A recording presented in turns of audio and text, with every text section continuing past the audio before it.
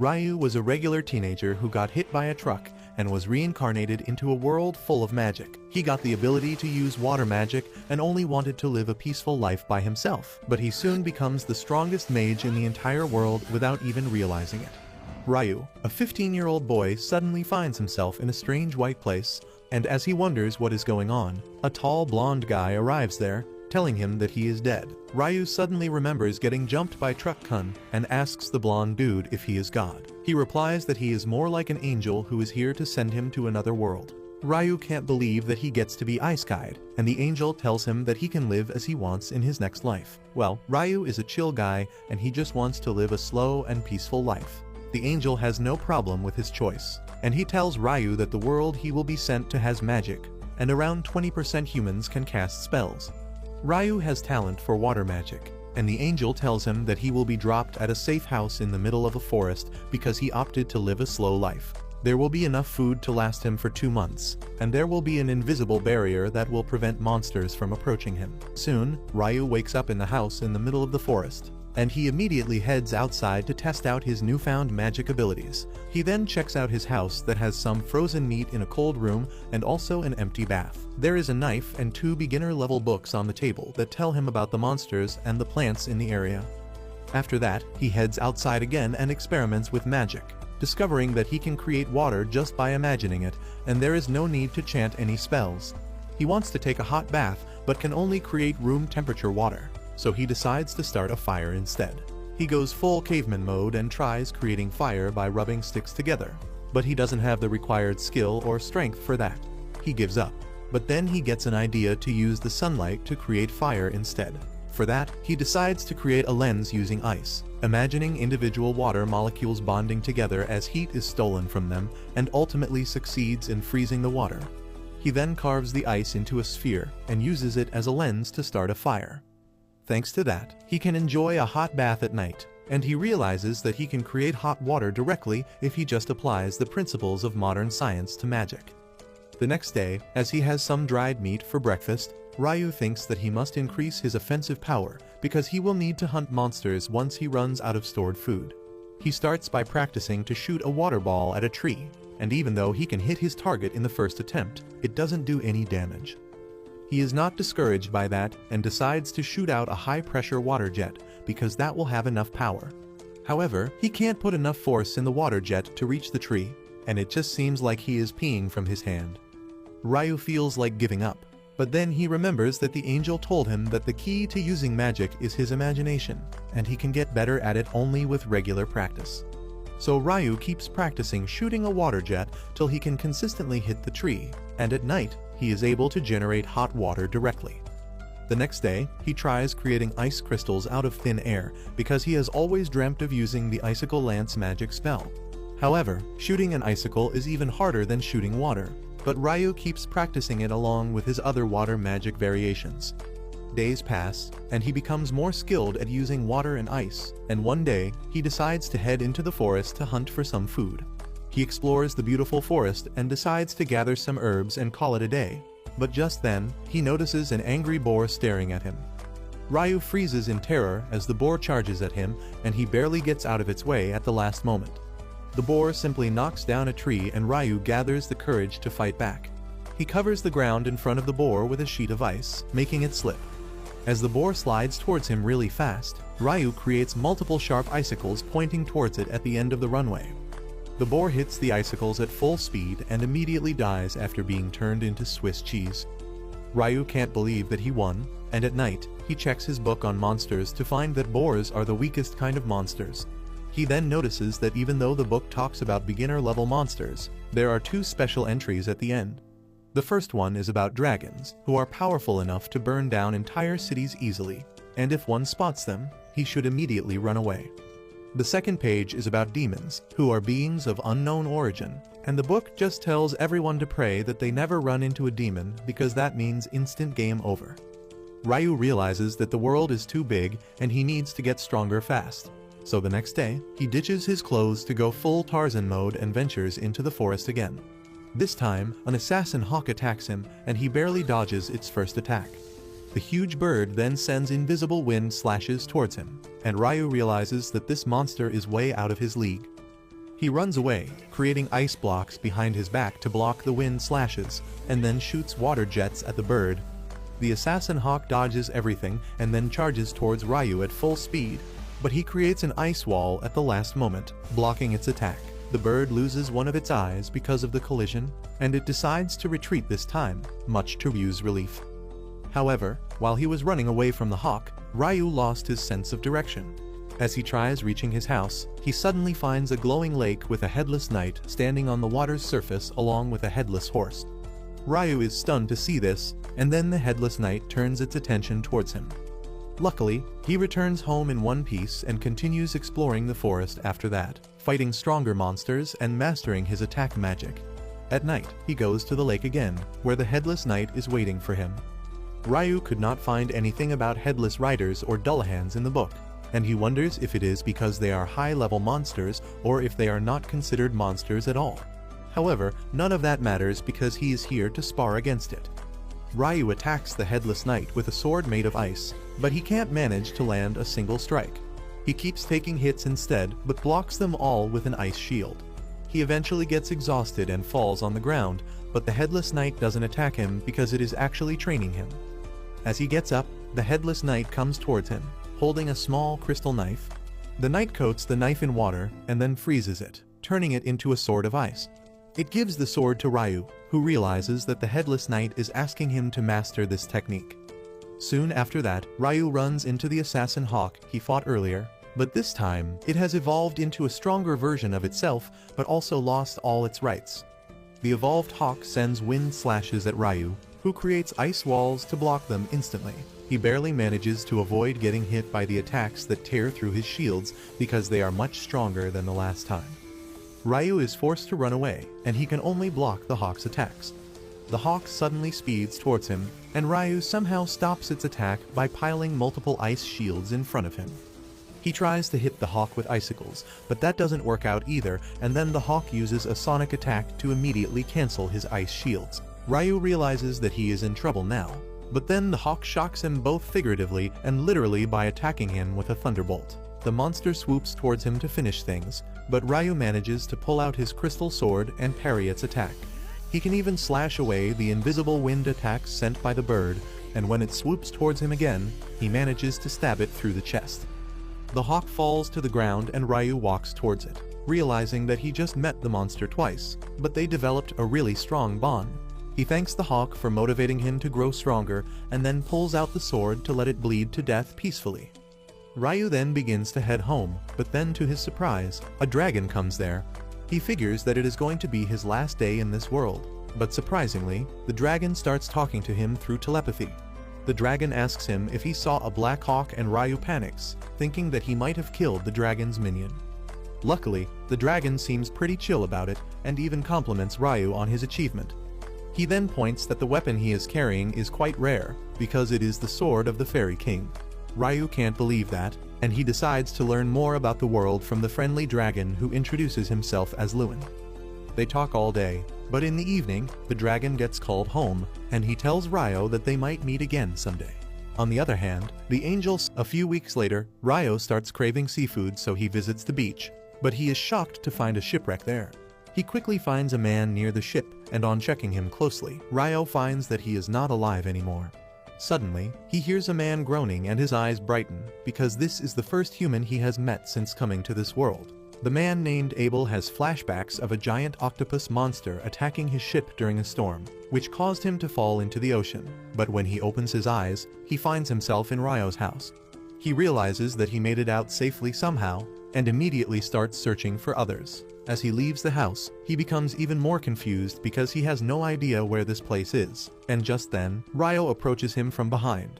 Abel is shocked because despite being a fairly skilled warrior, he could not sense Ryu coming.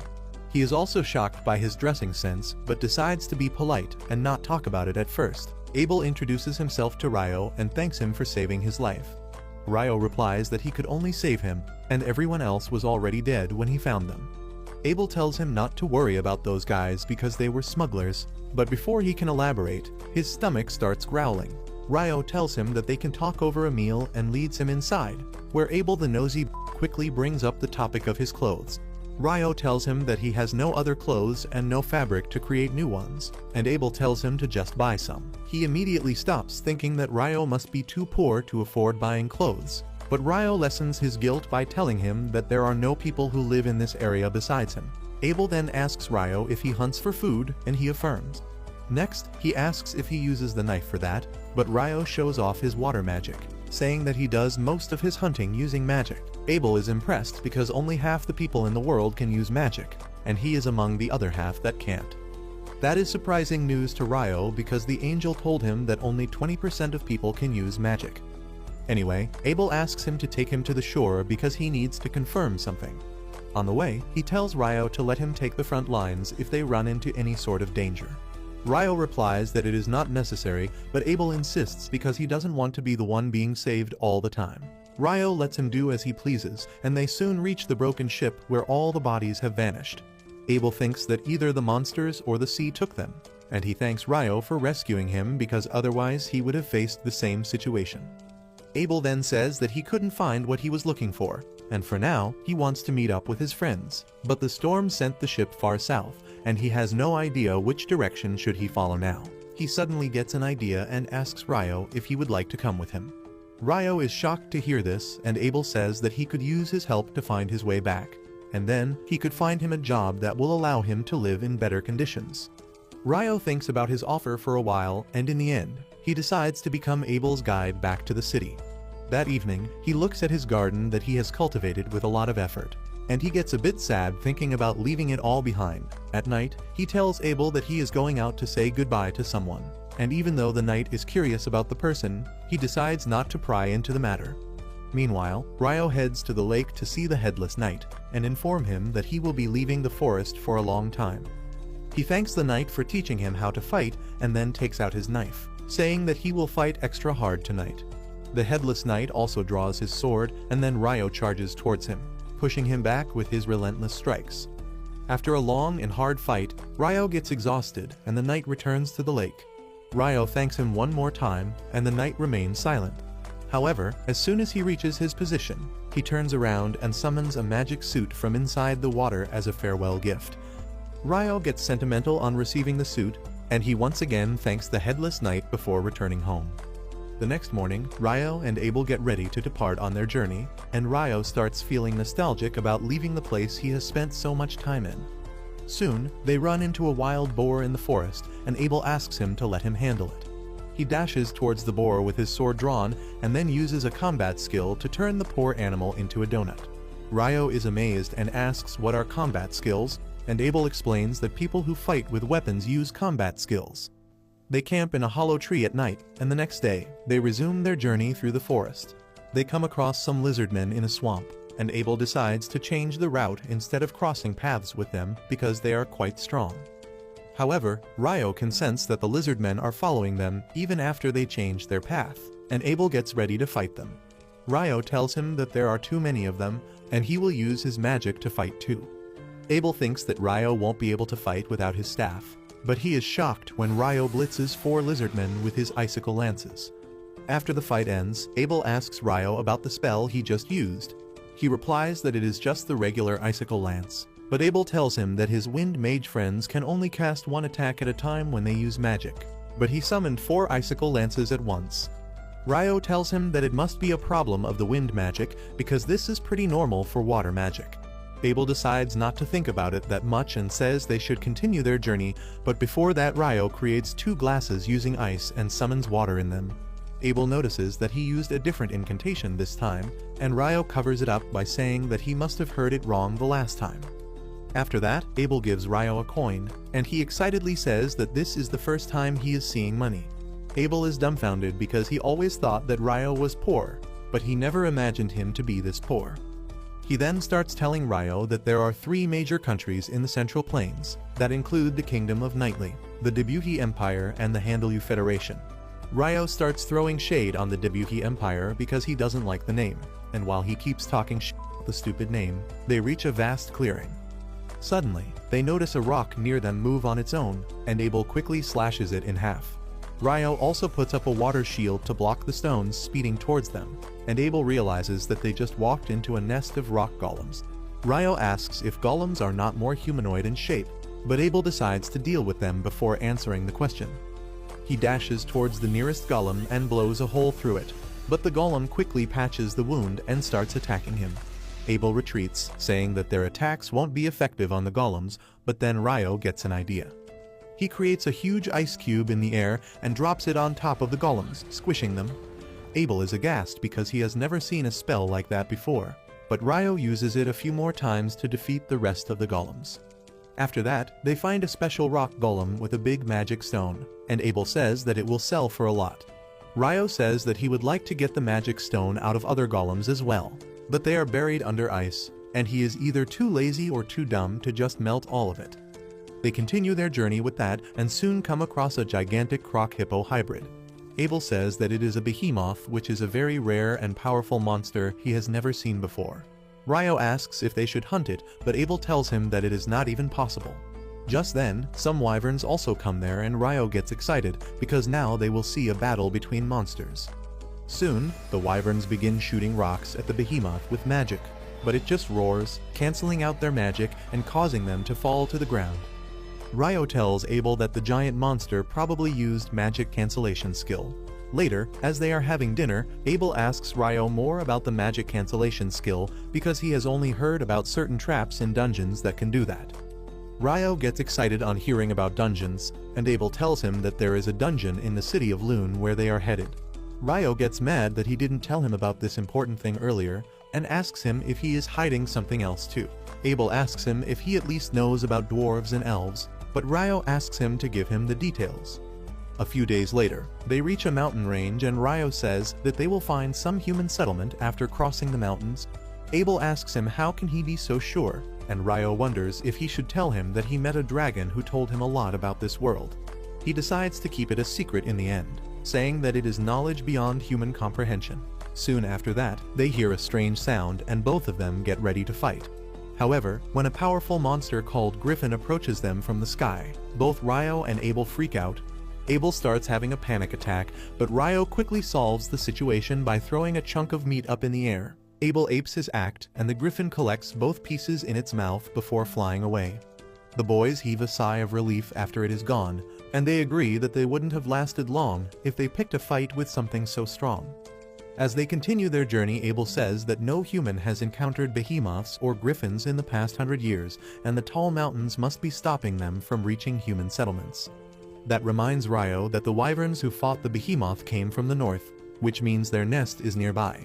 He turns out to be right as they soon find some wyverns feeding on a monster. Ryo wants to fight, but Abel says it takes at least 20 experienced adventurers to face off against monsters as strong as wyverns. Ryo tells him that they won't be able to avoid fighting in the future, and asks if it will be better if the wyverns are pinned to the ground. Abel affirms, saying that he can beat one in close combat, and Ryo immediately steps out, chanting a long fake spell just to summon 4 icicles to stab the wings of the wyverns.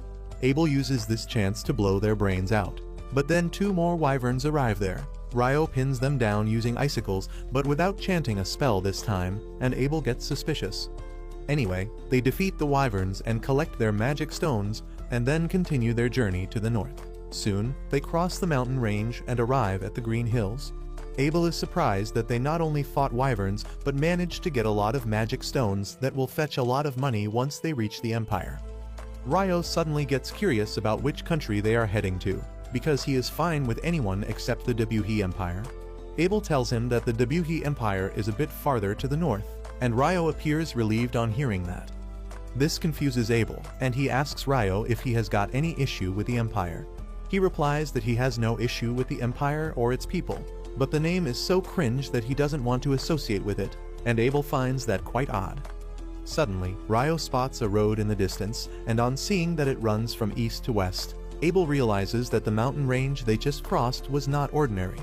However, when Ryo asks him what he is thinking about, he replies that it is nothing and says that the road will lead them to a town.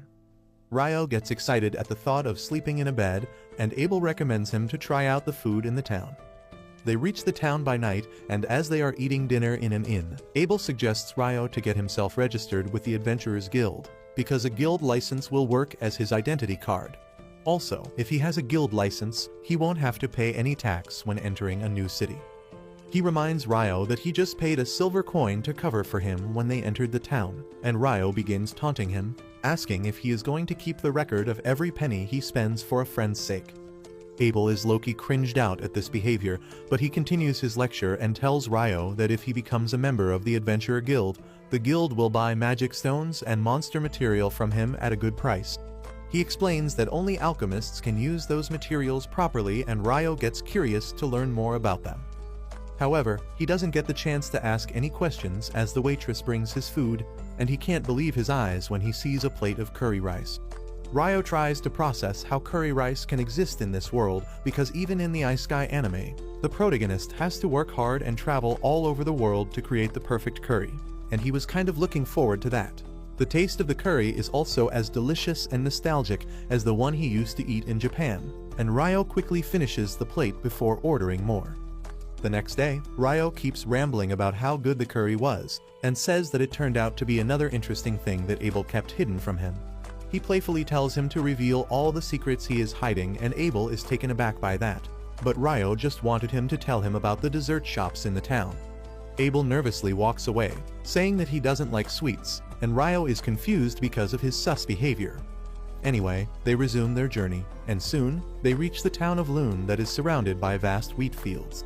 As they reach the town gate, the guard Nimmer identifies Abel, and he is shocked to see him because he was reported missing a few months earlier. Abel tells him that a lot of things happened, and he managed to make it back home thanks to Ryo. Nimmer thanks Ryo for saving his friend and then eagerly shakes his hands, after which he starts catching up with Abel. Once they are inside the town, Abel tells Ryo that they should head straight to the guild, because with him there, Ryo can rank up immediately at the time of registration. He explains that usually, newbie adventurers are assigned F rank when they register, but if an adventurer ranked B or above can put a good word for them, they can rise up to D rank immediately. They soon reach the guild, and everyone there is pleasantly surprised to see Abel again. They surround him like he is some kind of celebrity, and Ryo is happy that Abel has so many people who care about him. He decides to let him enjoy this reunion for a bit more and steps outside to get some fresh air. He starts taking a walk when suddenly, he runs into an elf. While Ryo is captivated by her pointy ears and pretty face, the elf girl can't take her eyes off of him as well because of his outfit. She recognizes that it is the Fairy King's coat, and says that he must like Ryo a lot to give him such a gift. Ryo can't even understand what she means, and then the elf girl tells him that she is in a hurry today, but she hopes to meet him again someday. Ryo just stands there bamboozled when Abel comes outside to find him and tells him to come back in. He then introduces Ryo to all his friends as the guy who saved his life. Everyone thanks Ryo for saving Abel, and he starts liking all the attention he is getting. After that, Abel takes Ryo to the front desk and asks the receptionist to register him as a D-rank adventurer on his recommendation. The receptionist is shocked to hear this because no one from Abel's party has ever recommended anyone before, and he replies that Ryo is a very special case. The receptionist says that Ryo will still need to show proof of his strength before getting a rank up, and Abel says that he wants to talk to the guild master about that directly. The receptionist tells him and Abel to wait for a while, and soon, the dramatic guild master Hugh comes running as he hears that Abel has returned. Abel then introduces him to Ryo and says that he wants him to take the rank-up exam. Hugh replies that they will need to test his strength for that, and Abel replies that Ryo is stronger than him, which the guild master finds really hard to believe. To prove his point, Abel shows Hugh all the magic stones they collected from the wyverns, and he loses his mind. He says that the amount of magic stones they have means they have hunted enough wyverns that could destroy an entire country, and Abel tells him that he doesn't need to worry about a monster attack because they hunted the wyverns south of the Malefic Mountains. Ryo is curious if the name of the mountain is significant somehow, and Hugh says that he hasn't heard of any person who has crossed the Malefic Mountains safely. He claims that they are so dangerous that even the highest-ranking adventurers don't go there without a very compelling reason. He can't believe that Ryo and Hugh are the first people in history to achieve this feat, and he immediately agrees to increase Ryo's rank without taking a test. Just then, Abel's party barges into the room, and they are really emotional because they thought they would never see him again. The guild master decides to let them catch up with their friend while he takes Ryo outside to register. Ryo follows him, but Abel asks him to wait at the receptionist's desk after he is done because he wants to show him to a special place. After that, Hugh leads Ryo to his office while telling him that Abel's party, the Crimson Sword, is one of their strongest and most popular parties. Ryo is not really surprised by that, and he is more curious if he really deserves to be a D rank right from the start. In response, Hugh tells him that he knows how talented Abel is, but he knows that he can't defeat a wyvern on his own. That makes him believe that Ryo played an important role in fighting the wyverns, which qualifies him to be a D rank. Just then, the receptionist comes to the office with the equipment needed to formally register Ryo as an adventurer, and Hugh leaves it to her because he has too much paperwork to handle. The receptionist Nina starts by introducing herself and then begins asking the basic interview questions. She then tells Ryo that for 300 days after his registration at the guild, he can stay at the guild lodgings, but then he will have to find another place to stay. Next, she tells him about the course on dungeon exploration that the guild offers new adventurers like him, and Ryo immediately replies that he wants to enroll in the course. Nina tells him to come to the meeting hall 2 days later at 9 o'clock in the morning, and Ryo is shocked to learn that they have clocks here. Nina then moves on to the actual registration process and tells Ryo to put his hand on the crystal device in front of him. As he places his hand on the crystal, it scans his biometrics and uploads the data on the metal plate kept on top, turning it into his guild card. Nina congratulates Ryo for officially being registered at the guild, and with that, they leave the office. Soon after that, Abel takes Ryo on a tour of the town, saying that he wants to buy him some clothes and a staff as the payment for escorting him here.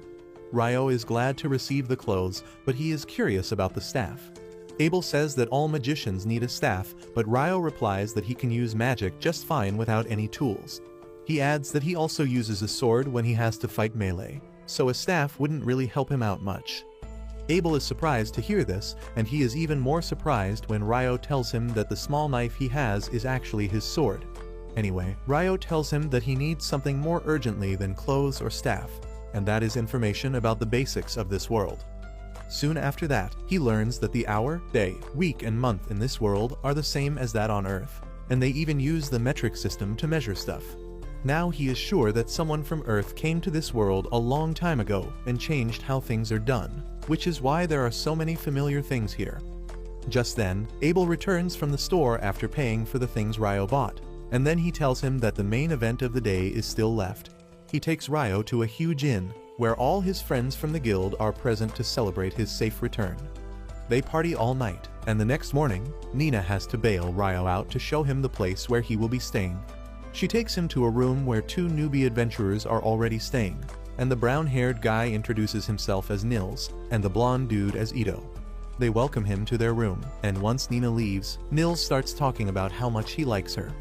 Ito tells him to stop dreaming of women outside his league, and then he starts making small talk with Ryo about how things are at the guild lodging. Suddenly, Nina returns to the room with another newly registered adventurer, who nervously introduces himself as Ammon, and the 4 boys soon start to bond with each other. A few days after that, Ryo and Ammon complete their crash course on dungeon exploration for dummies, and their teacher tells them that they are going to enter the first level of a dungeon in the afternoon. Ammon is visibly tense about going into a dungeon, but Ryo tells him to chill out because if he gets worked up now, he will be tired by the time they reach the dungeon. The instructor then asks if anyone has any questions, and Ryo asks him if there is a way to instantly travel to the floors they have cleared before. The instructor is impressed by the question because only experienced adventurers know about that. He says that there are some dungeons in the south that have the feature to instantly travel between checkpoints, but there is nothing like that in Loon's dungeon. After that, the instructor leads all the students to the dungeon that is in the middle of the city. He explains that the city was actually built around the dungeon, and every few years, the monster population in the dungeon suddenly increases, and sometimes the monsters reach the surface. He explains that the walls around the dungeon protect the civilians from the monsters, but then assures the newbies that there is no chance of a great monster wave right now. Soon, they reach the first floor of the dungeon, which is a safe zone without monsters. The instructor tells everyone that they are free to explore the first floor, but they need to stay close to the entrance. Ryo and Ammon team up, and soon, Ryo senses a monster approaching them. He tells Ammon to strike the monster while he holds it in place, and the boy nervously draws his sword. A few moments later, a monster ant arrives there and Ryo immediately identifies it as a soldier ant from the book he read. He tells Ammon to strike the neck of the monster while he stops it using icicle lances. Ryo completely pins the monster to the ground and Ammon easily cuts off its neck, scoring his first kill. He is overjoyed at this and Ryo extracts the ant's magic stone as a trophy for their first successful monster hunt. Later, they have dinner with their roommates who want to celebrate their first dungeon trip, and they are quite impressed that they managed to take down a soldier ant.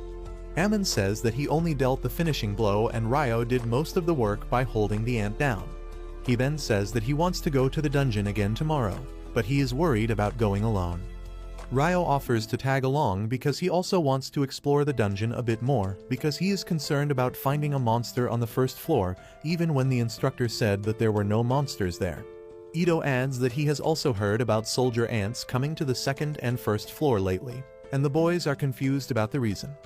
Just then, Abel arrives there and says it is because soldier ants can dig their way up, and the boys freak out on seeing the most famous adventurer in the town up close. Ryo, however, is frank as usual with his friend, and then Abel asks the boys to take care of him because he lacks common sense. Nils suddenly stands up in attention and introduces himself to Abel, saying that he is his idol and he wants to become a famous adventurer like him someday. He requests to shake his hand and Abel obliges, telling him to work hard but make sure that survival is his first priority.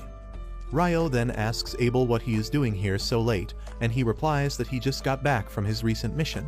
Just then, his party arrives there and the girls are mad that he came here instead of reporting to the guildmaster. He tells them that he was just guiding some beginners who needed help, but the lowly Lin tells Shaq's lost son Warren to take him away. The big guy carries Abel on his back as he screams like a baby, and then Lin starts staring at Ryo with jealous eyes. He gets a bit nervous and asks what she wants, but then the priestess Lihia tells her to snap out of it before apologizing to Ryo for the disturbance. As they go away, Ito and Nils start fanboying after them, but Ryo doesn't understand what they find impressive about that group of buffoons. Meanwhile, Lihia tells Lin that it was not nice of her to stare at Ryo, but she replies that she was just curious because Abel keeps on glazing his magic skills. Lihia admits that she is curious too, but Abel tells them they will soon see Ryo's true skills. The next day, Ryo and Ammon go to the dungeon again, and this time, they face some monster dogs. While Ryo holds the dogs down using icicle lances, Ammon proves to be a decent swordsman as well and takes down a couple of them. As they take a break after that, Ryo remarks that Ammon's sword-fighting style reminds him of Abel, and he explains that his teacher was an old dude named Kiro, who learned sword-fighting from a big school in the capital. Ryo assumes that Abel must have learned from the same school, and he sees potential in Ammon to become quite strong as well. Ammon is impressed by his knowledge of swordplay even though he is just a mage, and Ryo tells him that he practiced with a mentor, but he developed his own sword style. He then remarks that Ammon's style seems to be very exhausting, but it is also very safe, and he just needs to work on his stamina. He tells Ammon that Abel used to practice his form the first thing in the morning during their travels, and that just shows that even the most talented people need to work hard. Ammon feels motivated on hearing that and decides to work hard to become stronger, and Ryo is pleased by his response.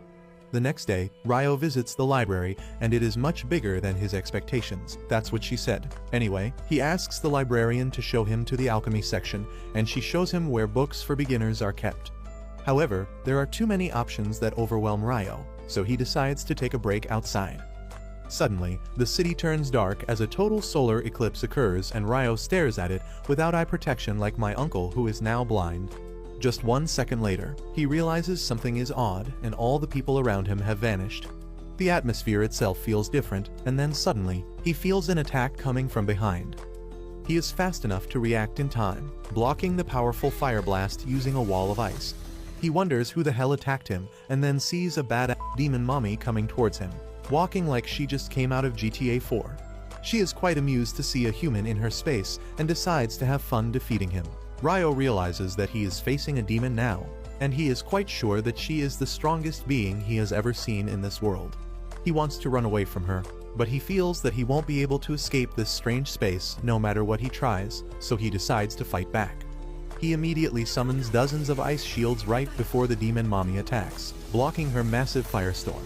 She abruptly changes her attack, shooting an invisible wind bullet that pierces Ryo's shields, but it gets blocked by his armor.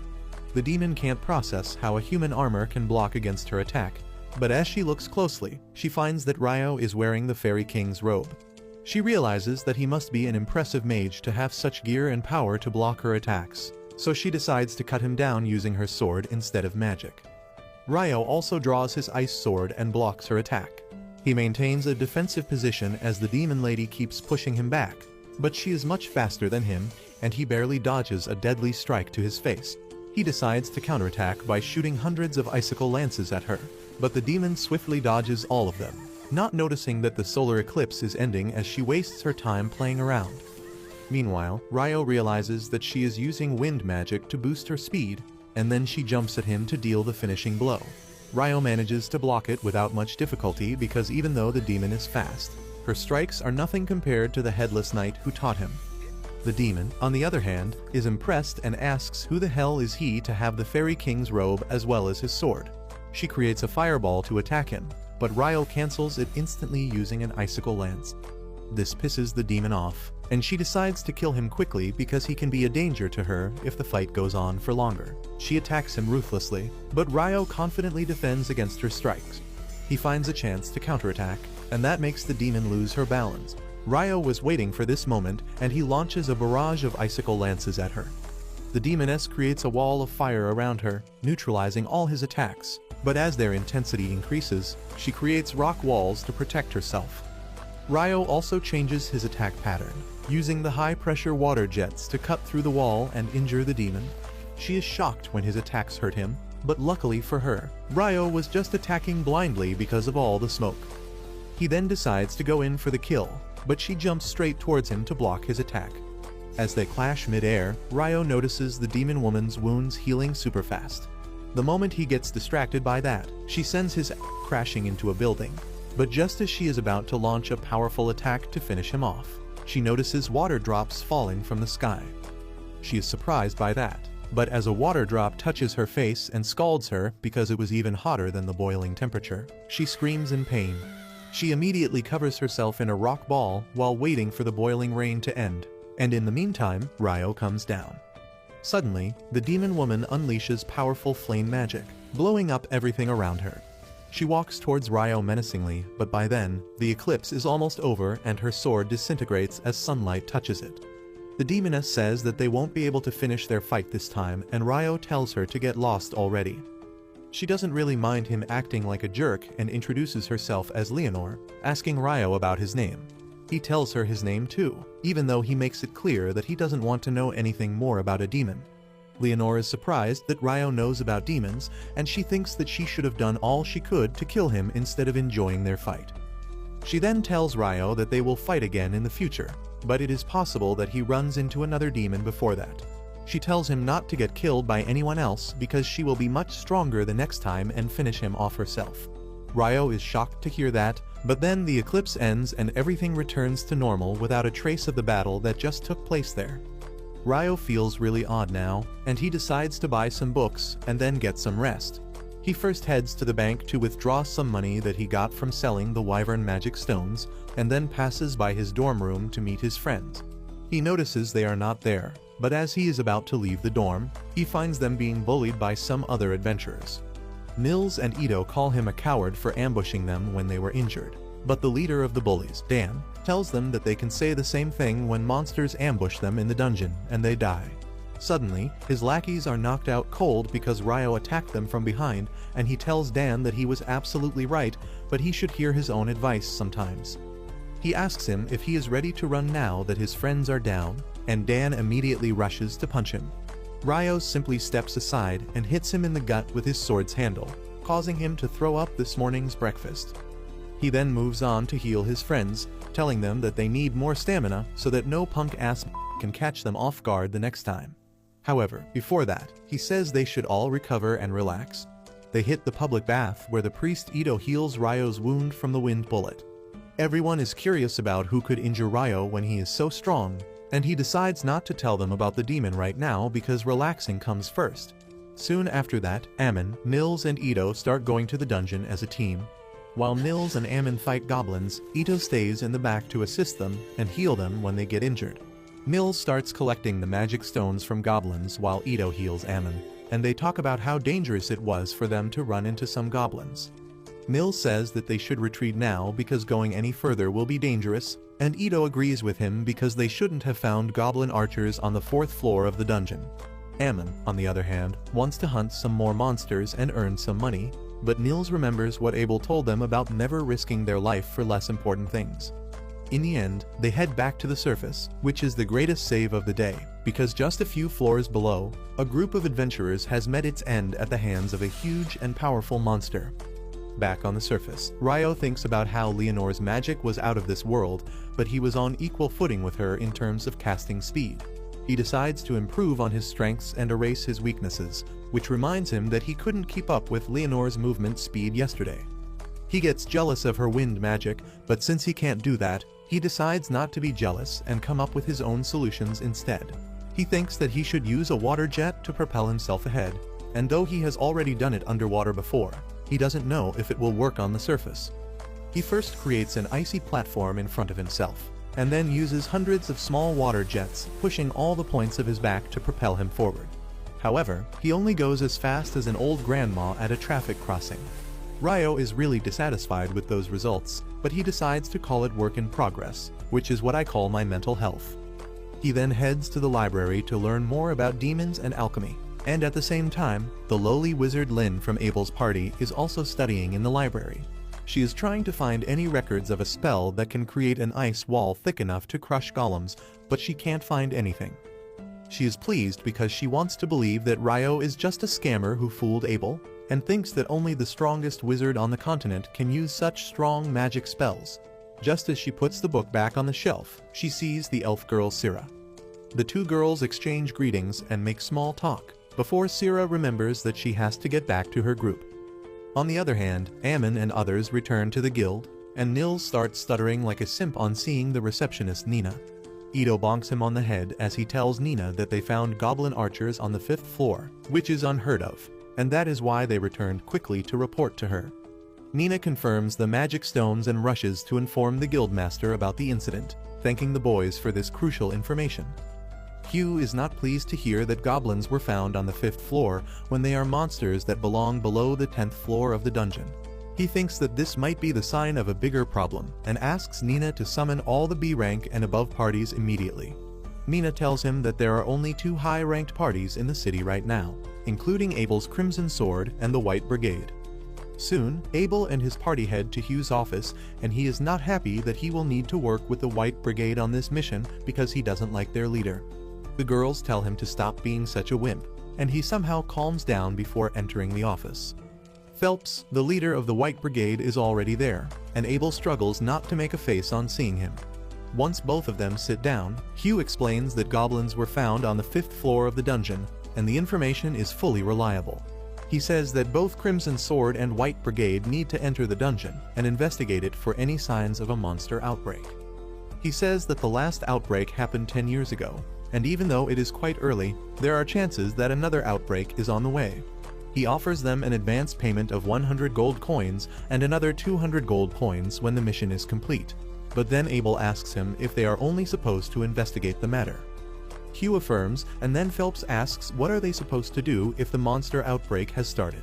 The guildmaster replies that they should come back to the surface immediately because they will lock down the walls around the dungeon and take help from the knights to deal with the monsters. He tells them that he has already informed the Lord and the Knights' headquarters about this, because if it is really a monster outbreak, they need to be fully prepared for it. He then asks both the parties if they are willing to accept this mission, and they immediately agree to it. The next day, Ryo gets ready to visit the Northern Library by the time his roommates wake up. He tells them that he was planning to study more about alchemy and heard that the Northern Library had books on more advanced topics. Ito tells him that he has heard right, and D rank and above adventurers can access the Northern Library. Ammon adds that he has heard rumors about forbidden books being stored in the Northern Library as well. Ryo is really excited on hearing this, but Ito tells him that he needs to be at least a B rank adventurer to read those books. The boys wish him all the best on his quest for knowledge as they decide to get ready for another round of dungeon raid. Ryo soon reaches the Northern Library and immediately likes the vibe of the place. He begins looking around to find the books he needs and thinks that if he asks someone to show him the books about demons, they will surely freak out. However, just as he climbs the stairs to the first floor, he sees the elf girl Sira there, and he is immediately smitten by her. On the other hand, Hugh and the two high-ranked parties have reached the gates of the dungeon. Just as they are about to open the door, Abel stops Hugh because his instincts tell him that something is wrong. He asks Lynn to use her wind magic to scan the first floor for any monsters, and she immediately finds hundreds of monsters waiting for them right in front of the gate. Everyone panics on hearing this because this is enough proof that the great monster outbreak has already begun. Hugh orders everyone to fall back and contact the knights and the guild. In the guild, Mills and others see the notice that the dungeon has been closed, and they think that it is because of the goblin archers they found. Just then, a man comes running there to announce that a monster outbreak has started and all the adventurers are to get on the walls surrounding the dungeon to stop the monsters. On the other side, Ryo and Sira have been staring at each other while all this happened, and then she finally says that they meet again. They introduce themselves and then Sira asks if he is looking for anything special. Ryo almost blurts out that he is looking into demons, but covers it up and says that he wants to learn alchemy to create golems. Sira is impressed by his ambition because creating golems is not easy, but she tells him that there are no books that deal particularly with that. However, she asks him to follow her because she can tell him which books will help him the most as she knows almost everything about this library. They start talking about books and adventuring on the way, and Sira reveals that she is the sole member of a B-rank adventurer party called Wind. Ryo remarks that a friend told him that there was only one elf in the city, and Sira tells him that elves don't mingle with humans, but she is an oddball. On the other hand, all adventurers in the city have reached the dungeon walls, and soon, the monsters break through the heavy gate. Hugh commands everyone to attack them using magic and arrows, starting a fierce battle against the goblin army. The knights also join them soon, and the situation looks under control, but Hugh is worried because there are more monsters than he saw in the last outbreak. In the meantime, Abel's party runs out of arrows, but just then, Mills brings a barrel full of arrows to him along with a message from Hugh that his party is supposed to take down the boss monster after the wave of mobs ends. Soon, almost all the goblins are down, and Hugh commands Abel and Phelps to lead their parties into the battle. They jump down from the wall and Lim uses wind magic to slow down their landing. They rush ahead, dealing with the remaining goblins quickly before reaching the door and waiting for the boss.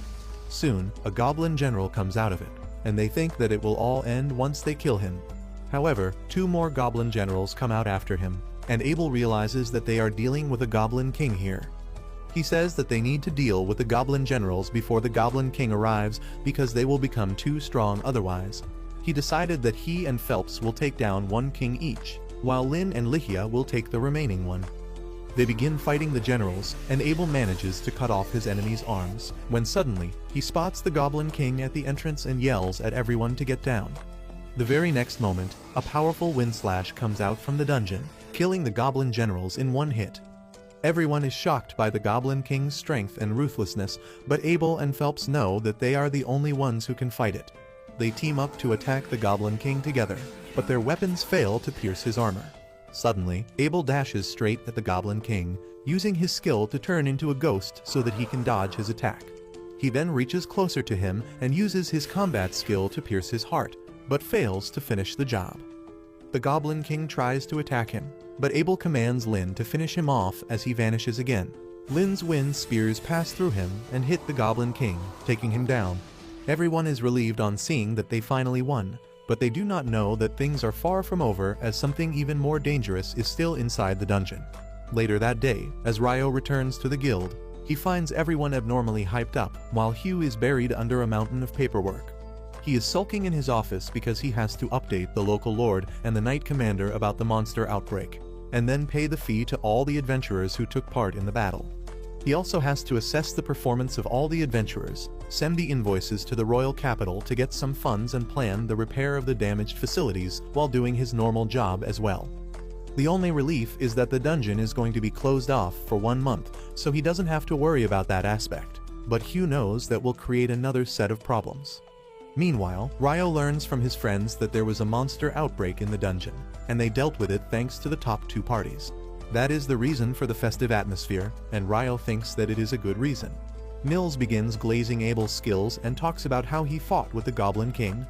Ito adds that Lin dealt the finishing blow with Bullet Rain, which is the highest level wind magic. Ammon says that Abel was able to dodge that attack even without moving, and he wonders how could he do that. Just then, Abel arrives there and says that he used the sword skill called Perfect Shadow that allows him to dodge all ranged attacks. Mills and others start fanboying as they see Abel, and he also praises them for their help. Meanwhile, Ryo keeps thinking about the Perfect Shadow skill and says that whoever named it must have been a genius.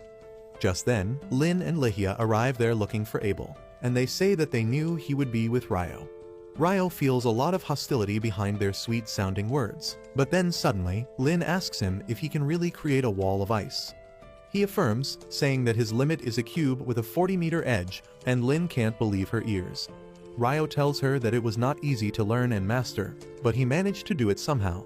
She asks him if it is an original spell, but he doesn't even know what that means.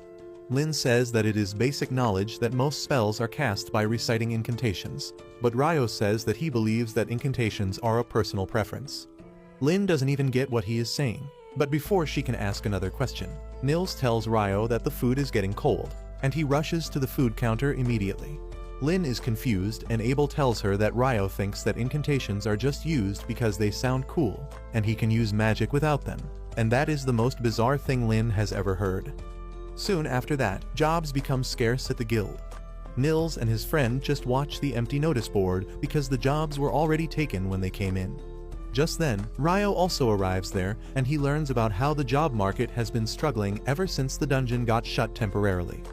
The boys ask him if he is here for a quest too, and Ryo replies that he needs to buy some magic copper ore for his alchemy experiments. They are shocked to hear this because magic ore is really costly, but they know that Ryo is filthy rich, so it doesn't matter to him. On the other hand, they are struggling to get a job. Ryo decides to help his bros out, and he says that he will hire them for a job to mine magic copper ore. Nils tells him that there is an abandoned mine near the city, and Ryo is glad to learn that. He tells the boys that he will pay them 4 gold coins each just for taking up the job, and then he will buy each piece of copper ore for 25 gold coins, but his only condition is that they should all return home safe. The boys are thrilled to hear that because they won't make that much money in a year through normal jobs. They ask him if he is sure he can pay this much, and Ryo replies that it is still cheaper than the market rate of the magic copper ore. They gladly leave for the job and Ryo returns to his room, but then he hears some disturbing voices coming from the street. He finds a group of knights trying to take a woman with them, and an adventurer is trying to stop them. Ryo watches the drama intensify as the knights drag the girl away, and the adventurer pushes them to free her. This pisses one knight, and he draws his sword to teach the adventurer a lesson. However, just as he is about to strike him, he slips and falls, but there is nothing there to make him slip. He asks the adventurer what he did, and he replies that it must have been John Cena who tripped him. This makes the adventurer even more angry at this, but he falls once again as he tries to get up. Just then, Phelps comes there and tells the knights to back away if they don't want to be punished. They ask him how dare a mere adventurer talk to them in this tone, and Phelps tells them that he is not just an adventurer, but also a noble from the Heinlein family. One of the knights realizes that it is the same family from which the previous commander of the Royal Knights came, and Phelps declares that they are talking about his dad. He then tells them to stop shaming the reputation of knights, and they immediately run away. Phelps then commends the adventurer on his bravery and asks him to escort the woman to her friends. Once they leave, he turns towards Ryo's window, who greets him. Phelps introduces himself as the leader of the White Brigade party, and says that he has heard all about his amazing magic. Ryo panics, thinking that Phelps noticed him using magic to make the knights slip, but he says that he is only talking about what Abel told him. Just as they are starting to talk, Phelps' secretary comes there to take him away, and Ryo can tell that both of them are really strong. Later, he has dinner by himself and Abel comes there to sit with him. He remarks that it is rare to see Ryo alone these days, and he says the same thing about him.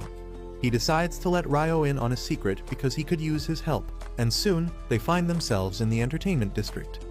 There, Abel reveals that the captain of knights is his friend, and he has requested him to bring back the troublesome knights who have run away to have fun.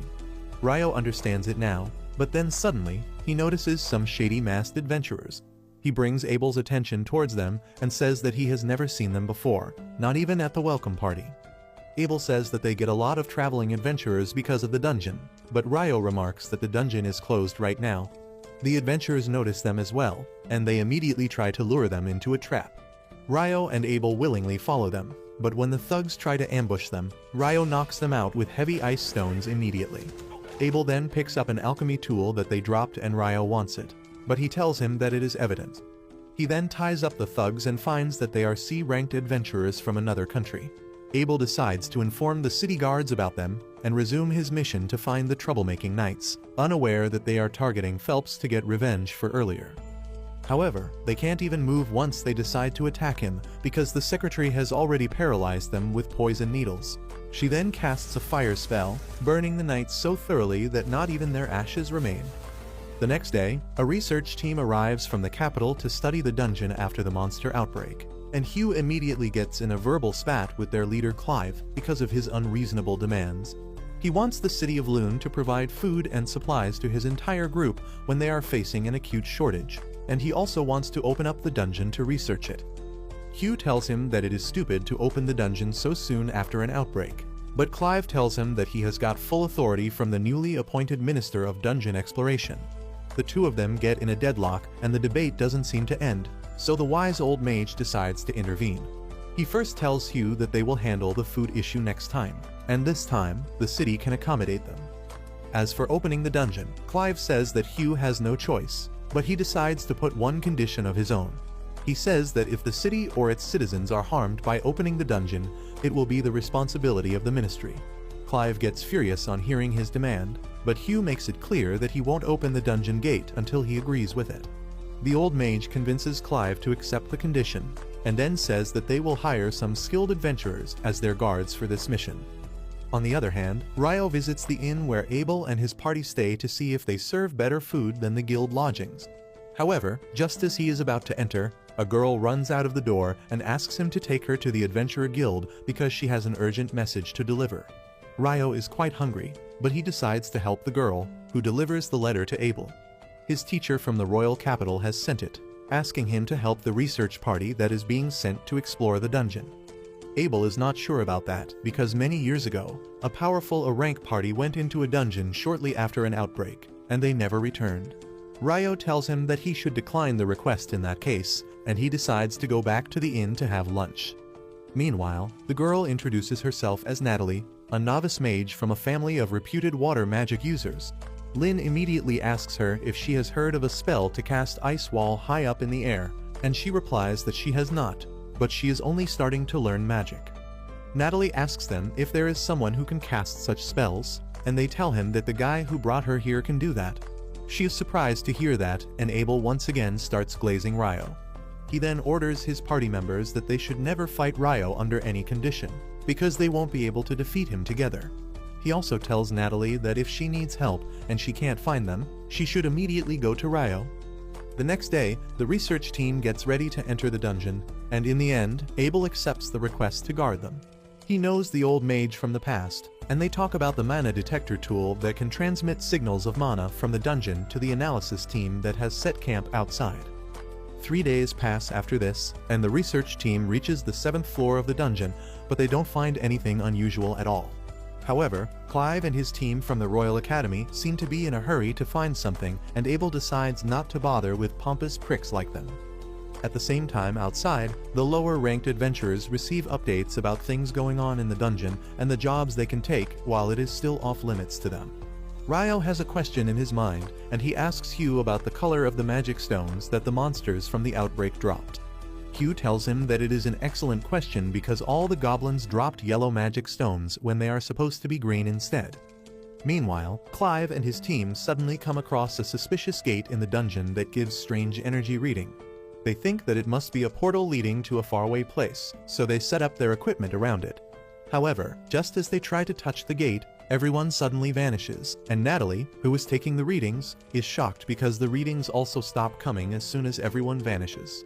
Luckily, everyone has been teleported to the same location, and Abel confirms the safety of his team before uniting with the senior mage.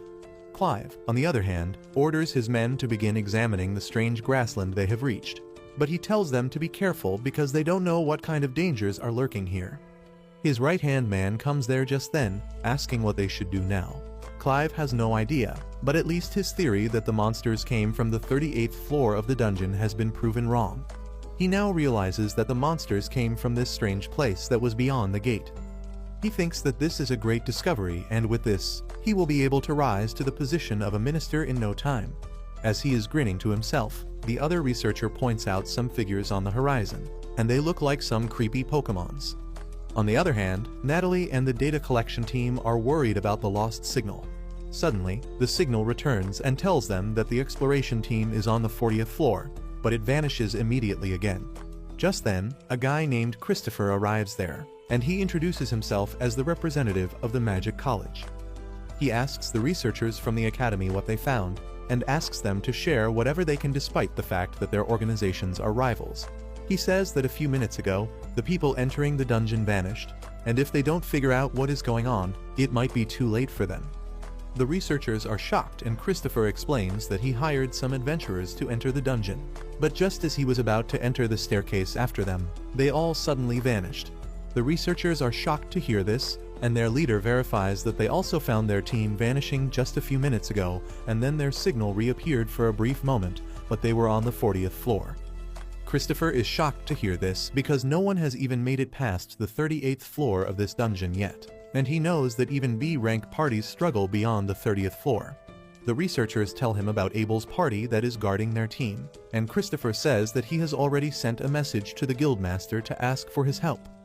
However, Natalie panics, realizing that no one might be able to solve this situation. In this condition, her only hope is Ryo because Abel told her to contact him if she can't reach out to anyone else. She immediately runs away to find him, leaving everyone confused. On the other hand, the news about the research party vanishing reaches Hugh, who starts panicking. He decides to head over to the dungeon entrance immediately and tells the receptionist to get everyone on standby, but not to reveal anything to them until he confirms the situation with his own eyes. Meanwhile, Ryo is wandering around the library, unable to find any helpful books. As he climbs up to the first floor, he low-key starts wishing to see the elf baddie Syrah again, and the universe listens to his prayers because Syrah spots him as she is returning some books. Ryo eagerly goes to her side, and as they start talking, he reveals that he was looking for records of past eclipses and monster outbreaks to compare them. Syrah tells him that she knows where exactly those documents are, and she tells Ryo to follow him. On the way, Syrah begins learning about Ryo's theory that solar eclipses and monster outbreaks are connected, and she believes that he is right. She has lived long enough to see that there has always been a solar eclipse before a dungeon outbreak, but she has never seen a total solar eclipse like the one that happened a couple days ago. She says that she has tried researching this topic before, but she is curious about why Ryo made that connection. He gets nervous because he can't tell her that he fought a demon in the middle of the eclipse, so he decides to change the topic. He asks Syrah about the colors of the magic stones they find from monsters and the factors that affect it. She lets him change the topic and says that the main factor is the age of the monster. Ryo replies that he learned that from Abel during their travels, and then says that he is curious about the yellow-colored magic stones that were found from the monsters during the outbreak. Syrah is confused on hearing that because only recently born monsters have pale magic stones, and she was suspecting that it was the old and powerful monsters of the dungeon that come out during the outbreak. Ryo agrees with her because the weaker goblins are a different story, but goblin generals and the goblin king can't leave the dungeon just after they have spawned. He thinks that it seems unnatural, but creating such a huge horde of monsters artificially would require a ridiculous amount of mana. Syrah says that she once read some records about the magic stones extracted from a previous monster outbreak being pale yellow as well, and asks Ryo if he wants to see the old and damaged records. He is glad to take up the offer, and Syrah leads him to a lesser-known part of the library. Meanwhile, inside the dungeon, Abel is still discussing the teleportation incident with the senior mage. No one is sure where they are, but the senior mage asks a researcher if their tools are working properly in this place. He verifies that the mana detector tool is still working, and he thinks that the data collection team knows about their situation so they can send help soon. The senior mage, however, thinks that help might not be able to arrive on time. He asks Lihia if this place doesn't remind her of something familiar, and she puts her brain on overdrive to realize that it feels a lot like being inside a sanctuary square, which is the highest level defensive magic. She tells Abel and others that only the most powerful priests can use that spell, and it is considered a divine miracle that can block any attack. Abel realizes that if they are inside some kind of barrier, then they can't get out, and no one can get inside the barrier to help them either. The mage agrees with him, and Ligia says that if they can't find where the barrier ends, it must be massive. Abel thinks that the situation just got a lot worse, and he asks Lynn to use her wind magic to detect if any monsters are near. She obeys his command and uses her spell to find a group of around 1,000 humans nearby, and along with them, she senses about 50 creatures that she has never seen before. Abel and the mage think that the 1,000 humans must be Clive and his group, and they decide to meet with them because they don't know about the creatures they are with. On the other hand, Hugh reaches the dungeon entrance and meets with Christopher and the researchers. He loses all hope as he hears that the research team has been found on the 40th floor because even if he sends all the adventurers in the town, they won't be able to rescue them. Christopher also says that he can't risk going into the dungeon now, and Hugh agrees with his decision. In this situation, he can only pray that Abel and others are safe wherever they are. Meanwhile, Clive and his men are not safe at all. They are under attack from the unknown enemies, and while some of them hide under barriers, the rest are hunted down by balls of purple hellfire. Soon, the attackers come into light, and on seeing them, Clive realizes that they are devils, which is a species of monsters different from demons. He has only read about them in books, but he knows how scary they can be. However, the adventurers who are not under the protection of the barriers decide to fight the devils, and they get destroyed quickly. By the time Abel and others reach there, only Clive and a handful of his men are alive. Ligia and the senior mage identify the devils, and they panic because devils are said to be monsters immune to magic and much stronger to humans. She thinks they can't win against them, but the mage decides to fight them without worrying about the results. On his command, the mages launch an all-out attack on the devils, seriously injuring them. Ligia is surprised to see magic actually hurting devils, and the old mage tells her that it was never verified that they are immune to magic, and that was just a speculation. He then tells the mages to attack the devils again, but realizes that they will run out of mana before the enemies are defeated. Just then, Abel spots a boss monster among the devils, and he realizes that they need to defeat him if they want to take care of the situation for good. After a couple more rounds, the mages run out of magic, and then Abel decides to charge ahead with his party. Warren blocks the attacks of the devils while the others manage to quickly take them down. Thanks to their teamwork, they defeat a lot of devils, but then Lynn runs out of magic power and Ligia and Warren have to cover for her. Abel notices that only 6 devils are left, but the boss monster is among them. Ligia remarks that he might be a demon prince who will awaken into a demon lord one day. Abel asks if she is sure, and she tells him that different colored eyes are a symbol of demon princes, and only heroes have been able to defeat them in the past. Abel decides to take his chances and walks ahead, telling Ligia that he plans to defeat all other devils even if he can't take down the boss. He tells Ligia not to lose hope because miracles can always happen, and then the demons start attacking him. He takes down a couple of them quickly, but then the demon prince suddenly attacks his party members to blow them away from the battlefield. He walks towards Abel for a one-on-one, and his speed alone is enough to scare Abel. The demon prince pushes him aside with a single swing of his sword and then gets close to him again. Suddenly, Clive and his group attack him, but their magic doesn't do any damage against the demon prince. Instead, its minions begin to shoot projectiles at them, destroying their shields, forcing them to run away. Abel decides to risk it all by using a skill that allows him to dodge the enemy attack at super speed. He manages to parry the demon prince's sword and get a chance to attack him, but the demon prince dodges it and strikes his shoulder. Abel falls to the ground, unable to move, and the demon prince lifts up his sword to finish him. Ligia cries out in fear of losing Abel, but then suddenly, Ryo arrives to save the day, breaking through the roof of the 40th floor. Everyone is surprised to see him, and Ryo asks Abel if he is injured. He makes a couple jokes about it and says that they should return home because everyone is worried about him. Abel, still unable to believe that Ryo came to rescue him, says that they can't return because of the strong enemy in front of them, and Ryo says he will deal with it. Abel panics as he explains that the enemy is a demon prince, and Ryo says that it is a baby demon lord, which explains why it is so weak. No one is able to understand what is even going on in Ryo's brain as he walks towards the devils. The lackey devils at the back try to attack him, but he cancels their projectiles with icicle lances. He then creates a water jet behind them to instantly remove their heads, and then gets face to face with the demon prince.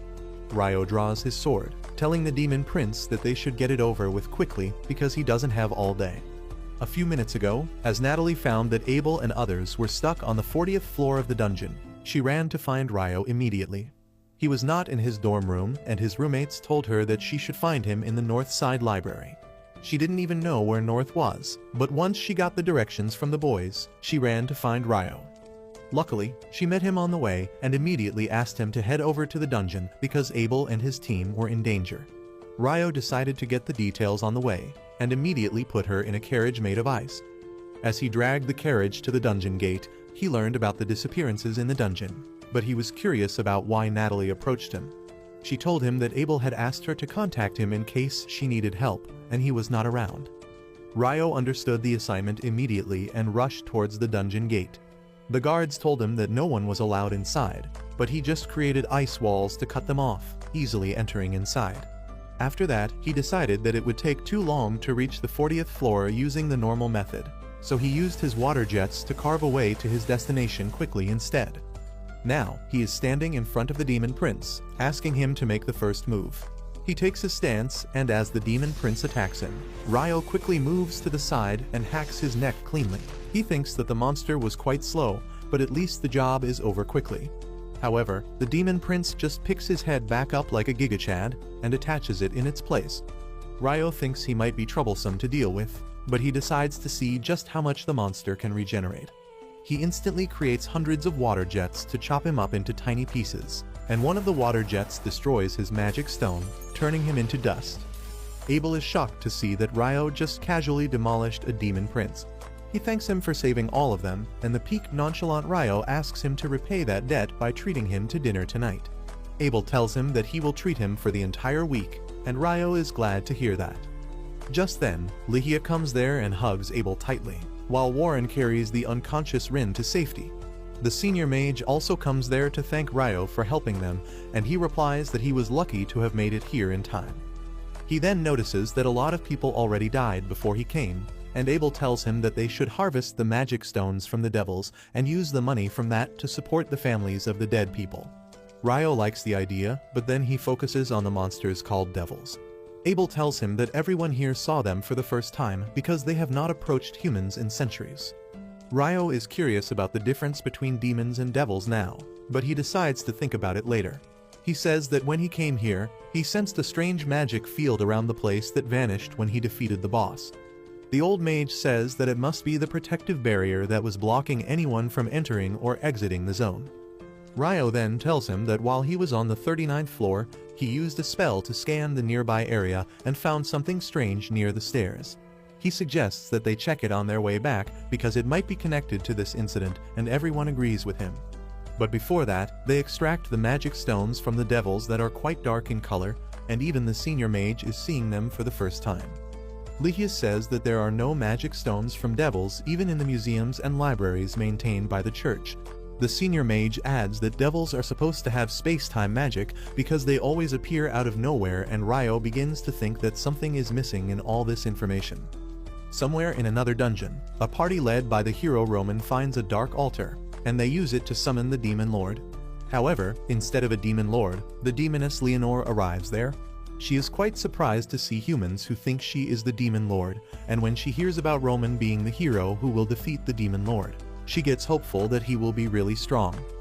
She decides to fight him, but the fight ends in a split second with the hero skewered on her sword. Leonore is bored out of her mind, so she immediately goes next to the altar and takes the black stone on top of it as her loot. The other adventurers are too scared to fight her, and she tells them to help the hero instead because they can still save him. The adventurers obey her and heal the hero, who curses Leonore, still calling her the demon lord. She tells him that she is not the demon lord, but actually someone much more powerful than him. She tells Roman that his party might be able to defeat the current demon lord, but that doesn't make him strong enough to challenge her. She begins talking about how she met a human named Ryo who was equally strong as her, and tells the hero to become 1,000 times stronger if he wants to reach his level before vanishing through a portal. Back in Ryo's dungeon, they find a cracked black sphere just like the one Leonore took away in her dungeon. Everyone is curious about it, but they can't find any information on it. So the old mage decides to take it to the surface to investigate. They soon reach the surface where Hugh is glad to see that at least Abel and his party returned alive. However, he plans to talk to Ryo about his actions before anything else. He asks him what he was thinking when he trapped the guards in ice walls and headed inside the dungeon. Ryo meekly apologizes, but the old mage stands up for him, telling Hugh that if Ryo had not come in time, they would all have died. Hugh is shocked to hear this, and the old mage tells him that they can talk out the details in a tent, and he decides to thank Ryo for saving everyone's life. Later, the old mage tells Hugh that they ran into 50 devils on the 40th floor of the dungeon, and there was even a demon prince among them. Hugh is terrified just by imagining this, and he thinks that it was thanks to Abel's party that they managed to survive. The old mage tells him that Abel and others were good, but they were no match for the demon prince. However, Ryo came to their rescue at the last moment and made quick work of the demon prince. Hugh can't believe this, and the old mage says that Ryo should be their top priority right now. He wants to make sure that Ryo stays on good terms with their country, but that will be hard to do if the brain-dead nobles try to interfere in the matter. That is why the mage suggests that they leave Ryo's name out of the official records to protect him from the nobles, and Hugh agrees. The next day, Ryo leads his roommates for some morning exercise, but they can't keep up with him. He decides to leave them in the dust and returns to the city, where the smell of curry pulls him towards a restaurant. Surprisingly, he finds Syrah there too, and while they eat, she asks him about his rank and other stuff. Once they are done eating, Ryo asks Syrah why doesn't she ever come to the guild when she is an adventurer, and she tells him that she is currently working as a swordsmanship instructor for the local knights, so she doesn't need to deal with the guild. Ryo is surprised to hear that, and Syrah tells him that she is much stronger than she looks. She then asks him to join her for a sparring session if he is free later, and Ryo accepts the offer because he was left a bit unsatisfied after his battle with the demon prince yesterday. They both go to the knight's barracks and take their stance, and then Syrah charges at him. Ryo can barely keep up with her speed, but he manages to block her attacks and even attempt to counter. Syrah is really impressed by him because no one in the Knights can manage to do that, and she decides to become serious with him. She attacks him with even greater speed in round 2, and this time Ryo can't even block her attacks properly. He keeps getting pushed back, and then Syrah snaps his sword in two. Ryo accepts defeat, but then the elf baddie suddenly hugs him because she got too excited on seeing someone who could keep up with her. She keeps praising him and asks where did he learn to use the sword. Ryo tells her that the Fairy King taught him how to fight, and Syrah is really surprised to hear that because the Fairy King is more of a myth nowadays. Just then, her maid arrives there to call her for her lessons with the local lord's grandson, and Syrah decides to take her leave. She asks the maid to take good care of Ryo because he is a special person to her, and the poor girl thinks that the two of them are dating. As she escorts Ryo outside, a carriage stops in front of them, and it turns out to be Hugh, who is just returning from a meeting with the Lord. He tells Ryo to get in because they have to talk about the incident the other day, and Ryo gets nervous that he will be scolded. However, Hugh tells him that the old mage filled him in on the details, and he can overlook his actions this time. However, as a nominal punishment from breaking the rules, he tells Ryo that he will have to take a mandatory quest from the guild and escort some merchants to another city. A few days later, Nils suddenly approaches Ryo in their dorm room and formally asks for his help. Ryo wants to know what is bothering him, and Nils explains that his village has put out a request for hunting monsters. He wants to take up the quest, but it is available only for D-ranked adventurers and their parties, and everyone here is E rank or lower with the exception of Ryo. Nils begs Ryo to form a temporary party with him so that they can take on the mission, and Ammon adds that they are going to face goblins and skeletons, which should not be that big of a deal. While Ito says that goblins and skeletons are not even found in the same habitat usually, Ryo suddenly starts laughing, because he has not yet fought skeletons in this world yet.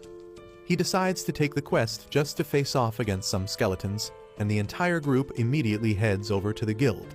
Hugh asks them if they are sure they want to take the quest because the village is not exactly nearby, but Nils is sure that he wants to go back home and help his people. Hugh then explains that they have already sent 2 parties to deal with the monsters. The first one was an E rank party, and the next one was D rank, but both of them failed. Everyone is shocked to hear that even a D-ranked party couldn't finish some goblins and skeletons, but Hugh tells them that there was another issue. He explains that the D-ranked party reported that the villagers did not cooperate with them at all. But Nils finds that odd because the people in his village are not that hostile. Hugh decides to let the boys take the job because he is from a small village himself and understands their problems. However, he warns them that the mission can be dangerous and the priest Ito will be important to their party's success because he is the only one who can heal them. He then says that Ryo has a few days left before his mandatory escort mission starts, and he can complete this quest before that. Ryo and his friends head out for the village of Cagliati the next day, and they reach it pretty quickly because their stamina has greatly increased after running each day. The villagers greet Nils and welcome him back, and Ryo is low-key surprised by that because he was almost certain that Nils was exiled from the village for being a troublemaker. While Nils is angry at his remark, he can't be mad for too long because Ryo is right about him being a troublemaker. Anyway, he leads the group to village chief Bulan, who is really glad to see him. After Nils introduces his friends to Bulan, they sit down to talk about the monster hunting quest. Bulan says that things might work better this time since Nils knows the village customs, but Nils is curious about the report of the D-rank party. He asks Bulan if the villagers really did not cooperate with the D-ranked party, and he begins the story from the point that he first spotted skeleton monsters. He says that when the E-ranked party first arrived at the village, they took the fight too deep into the eastern forest, where the villagers are forbidden to go. They would have been chased out by the villagers anyway, but they got injured and returned on their own. Once the D-ranked party came to the villagers couldn't trust them anymore. They didn't even want to shelter the adventurers anymore, and that is why the D-ranked party returned empty-handed as well. Nils fully understands the villagers' reactions, but he knows that his friends can't even follow the story without some background info. However, that information is a village secret, and he tells them to wait till he gets the permission from the village council to tell them about it. Later that night, they stay at Nils' house, where his younger brother and sister welcome them. They talk about how Nils always wanted to become an adventurer as soon as he came of age, but unfortunately, their parents died, and he stayed back to support them until they were ready to live on their own. Just then, Nils returns from his meeting with the council, and he tells his friends that the council gave him the permission to share the village secrets with them. He asks them to keep it a secret too, and then begins explaining that there are two special things about their village. The first one is their guardian beast that lives in the eastern forest, and Ryo gets excited simply by hearing that. He begins to think that the guardian beast will probably get possessed by some evil god and attack them, because that is what he has seen in anime, and then he will have to fight it. Nils snaps him out of his Delulu thoughts, and then says that the second special thing about their village is the shrine. He says that the village elder will show them the shrine personally tomorrow, and they should rest for the upcoming battle. The next day, Bulan takes Ryo and his group to the area where the goblins are found. Ito and Ammon found some goblin footprints, and they think that a nest must be nearby. Just then, Ryo senses some goblins coming towards them, and Nils suggests that they kill all of them, but leave one alive, because that goblin will rush back home, and then they can wipe out the entire goblin settlement.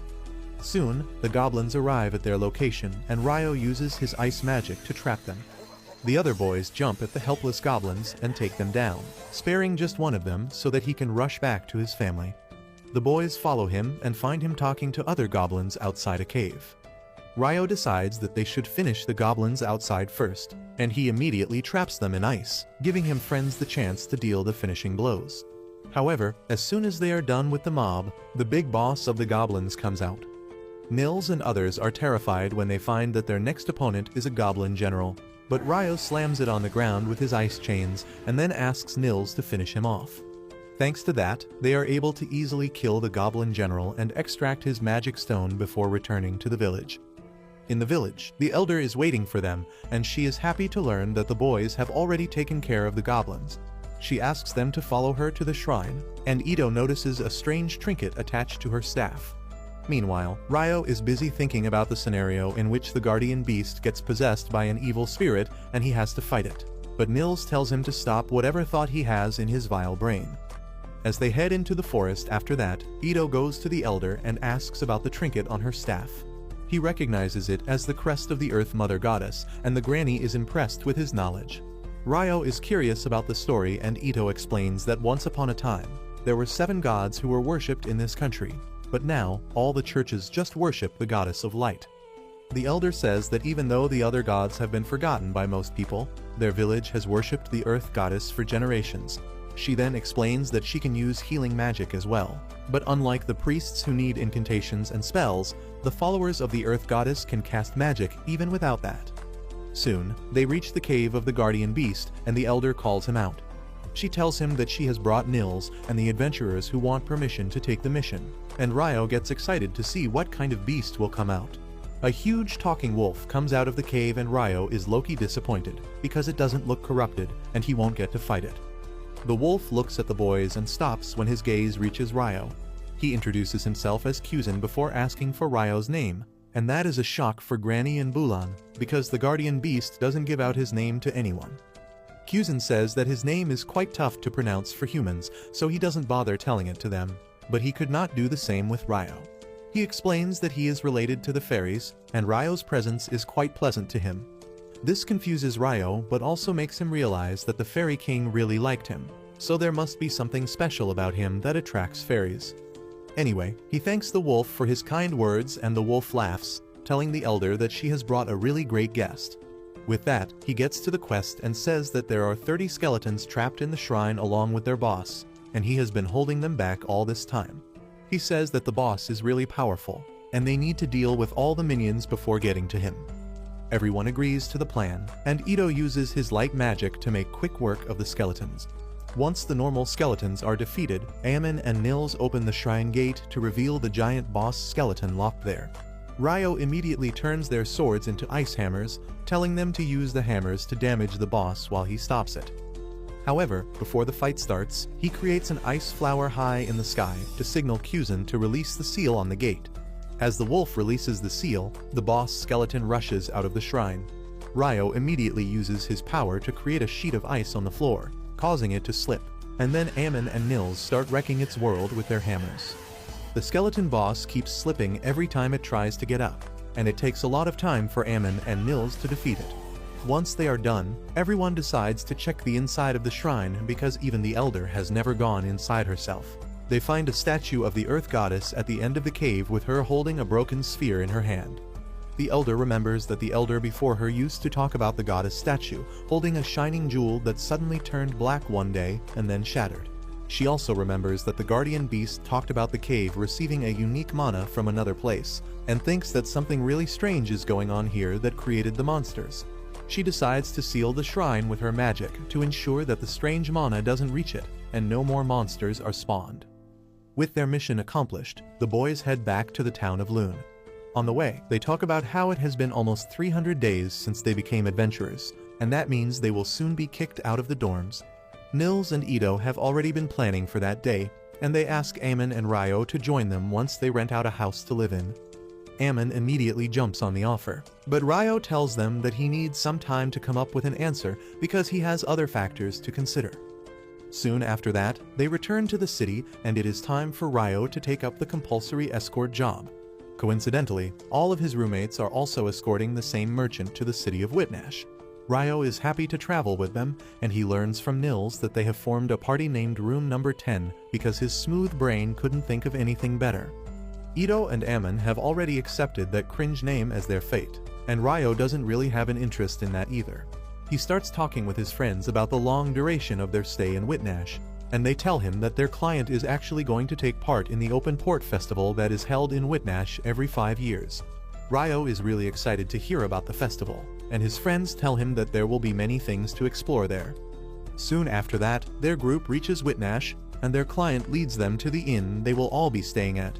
He tells all the guards that they are free to enjoy the festival for the next 10 days, and they will head back to Lune after that. As soon as the briefing is done, Ryo and Nils race towards the food stalls, and the other two boys reluctantly follow them.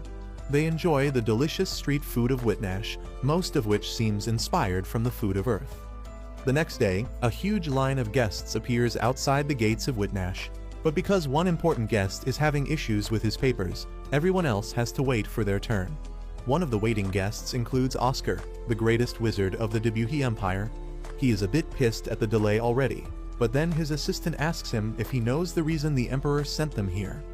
Oscar is not sure about it, but he has a theory that the Emperor sent him as well as his youngest daughter, Princess Fiona, so that he could handle some nasty business without letting her know about it. The assistant understands Oscar's logic, because the Emperor is a doting parent for Fiona. She is a genius when it comes to magic and is already the commander of the court mages, and the Emperor doesn't want to show his dark and ruthless side to her.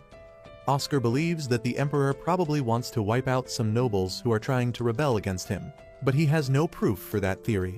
However, he says that it does not matter, because his duty is just to guard Fiona from danger. Later that night, a party is organized for the nobles visiting Whitnash, and Fiona attends it along with her elder brother Conrad. While Conrad socializes with the guests and handles the diplomacy, he notices that his sister is tired, and he tells her to get some rest. Fiona gladly takes the chance to go to her room and plop on the bed, because she would rather be training with her troops instead of attending a party like this. The next day, the festival begins with a grand procession, and Ryo spots Abel sitting uncomfortably among the special guests. His friends spot him too, and then Nils begins staring at Fiona. Ito tells him that she is a princess who is way out of his league, and he should stick with the receptionist at the guild for now. Just then, Lynn and other members of Abel's party arrive there, and Ryo asks them what is Abel doing among the VIPs. Ligia tells him that Abel is here as the representative of their guildmaster, who is going to arrive here the next day. Just then, Lynn notices a thick-wind magic barrier protecting the special guests, and Ito is curious about it because he thought that it would just be a normal magic barrier. Lynn tells him that she has heard stories about a treasure passed down the family of the Lord of Whitnash that can create a wind barrier, and she believes that the stories are actually true. Ryo is really excited to hear about a treasure that can cast magic, but Lynn tells him that it is highly inefficient, so they only use it for special occasions like this. Ligia agrees, saying that protecting the high-ranking nobles and royals from different kingdoms is worth the cost, and Ryo wishes that nothing bad happens during the festival. With that, Lynn turns her attention to Fiona, saying that if the commander of Debuhis magic forces is here, her lieutenant must be here as well. Ryo is curious about this guy, and the girls begin telling him about the legends surrounding the famous Inferno magician. He is said to have burnt 1,000 soldiers with a single spell and one-shotted a wyvern among his other feats. Ligia says that they don't know how much of the rumors is true, but she doesn't want anything to do with such a dangerous man. With that, Abel's party leaves on their way, and Nils tells Ryo that should also explore the festival. Ryo agrees, but just as he is turning around, Oscar passes by right next to him. They immediately get away from each other to avoid a collision and politely apologize to each other. Ryo leaves with his friends, but Oscar keeps staring at him for a while. After that, Oscar gets busy buying snacks for the princess, because that is the mission she gave him. He is already having a hard time carrying everything through the crowd, and on top of it, his assistant orders him around, making sure that they don't forget anything from the list. On the other hand, Abel and Prince Conrad bump into each other, and Conrad remarks that Abel looks like someone he used to know.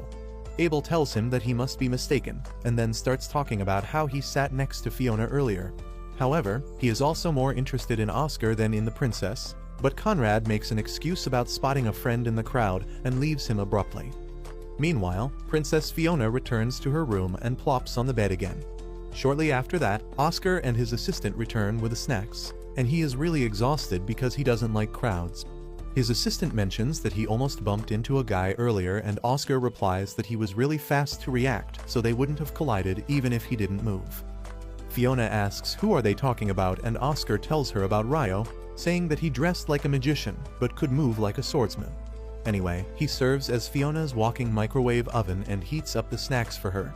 She is really happy about that and thanks him, calling him her teacher, but Oscar is not really comfortable with that. The next day, Ryo and his friends enjoy an archery competition, and Ammon and Ito register as participants. They try to hit targets floating over the sea, but fail to hit anything, and Ryo asks Nils if he isn't going to try it out. Nils proudly tells him that he has never touched a bow in his life. Just then Abel arrives there and starts laughing because he was also just like Nils back in the day. Ryo uses this chance to push Abel to take part in the competition, and despite not being in the mood to do so, Abel manages to hit bullseye on the farther target. Everyone erupts into cheers as soon as he hits the target, but Abel cannot bask in the glory for long enough as his party members arrive there. Ligia smiles coldly at him, asking why did he not come to them as soon as he got free, and while he tries to talk his way out of trouble, Lynn reaches over to Ryo and friends. She tells them that Abel promised to spend the day with Ligia, but since he didn't come to see her first thing in the morning, she is livid and now he is in trouble. With that, Lihia drags him away and Nils starts fanboying after Abel, while Ito starts simping over Lihia. At the same time, in Lune, Syrah is searching everywhere for Ryo. When she can't find him, she goes to the guild and asks the receptionist about him. The receptionist Nina tells her that Ryo is currently out of the city on a quest, and he is not going to return for a couple of weeks. Syrah is aghast to hear this because she really wanted to share some new information with Ryo, but now she has to wait for him to return. The next day, Ryo and Ito watch a boat race in which Nils and Ammon are participating. However, things take a turn for worse when the bully named Dan also shows up for the race and Nils instantly picks up a fight with him. According to the rules, the players are allowed to attack each other in the second half of the race, and both Dan and Nils take full advantage of this rule. They begin attacking each other with their oars, while their partners try their best to cross the finish line first. However, the two muscleheads break their oars while fighting and snatch the oars their partners were using, right in front of the finish line. Their boats come to a standstill as the two morons duke it out, and soon, all the boats that were way behind them overtake and complete the race. Meanwhile, Nils and Dan keep fighting even after losing their weapons, and ultimately, they topple their boats and fall into the water. On the positive note, they entertain the audience the most and are given a reward for it. But they start fighting over it too. The next day, Ryo and his friends go to watch a futuristic ship that can run without sails or oars, and Hugh is there to explain that the super expensive ship runs using alchemy and magic stones that propel it using wind and water magic. After that, they head to a weapon shop, and Ito begins to look at some crossbows because he wants to add to the combat strength of their party. Soon, the shop owner comes there, and after learning that Ito wants to provide cover fire to his team from middle range, he shows him the semi-automatic crossbow that can fire arrows rapidly. Ito gladly buys the bow because it perfectly fits his needs, and then everyone returns to enjoying the festival. Later that night, Abel attends a party for the special guests as Hugh has returned home once again. He meets with Conrad and Fiona, and once they leave, he begins missing his sword even though he realizes that with the wind barrier in place, he doesn't need it. But he doesn't realize that he just jinxed himself as well as the other guests. Suddenly, another guest calls him to the side for a private chat, and at the same time, the treasure casting the wind barrier starts malfunctioning. The magicians operating it panic as the barrier is dispelled, but they don't get to worry for long as some assassins attack them and quickly end their lives. Meanwhile, Fiona also senses that something is wrong, but just as she turns around, the assassins hit the garden with a powerful attack. But that's where this video ends. Remember to like and subscribe to the channel. Thanks for watching, and I'll see you next time.